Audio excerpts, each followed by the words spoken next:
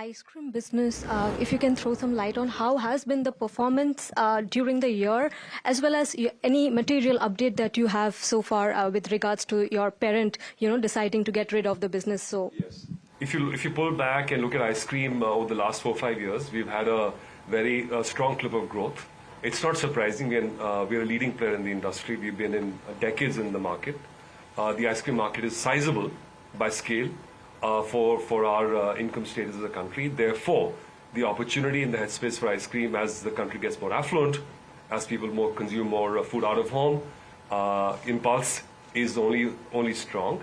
And we're all in at this point to sell in for the summer, which, as you know, is going to be nice and warm. And we are at this stage focused on just doing that, innovating aggressively and making sure that our products are available across the length and width of the country. Specifically to your point about the Unilever's position on ice cream, we are under evaluation, exploring all options with our board, HUL's board and the management.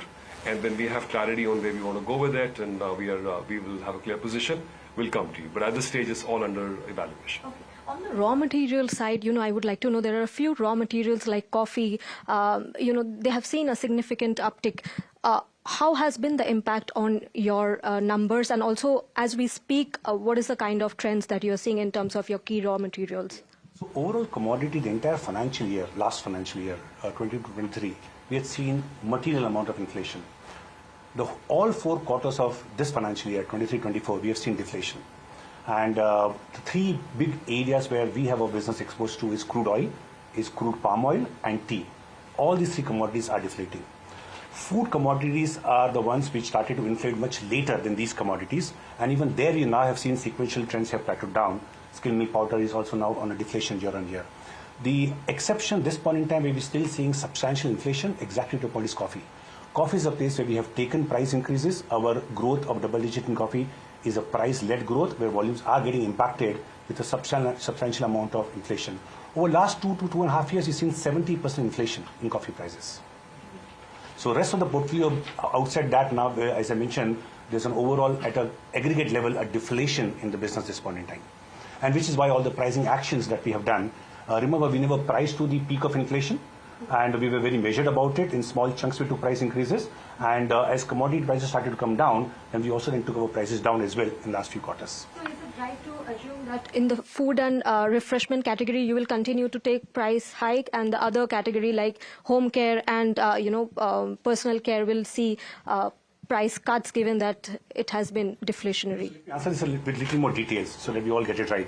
Home care and personal care, this is where we have seen year-on-year deflation.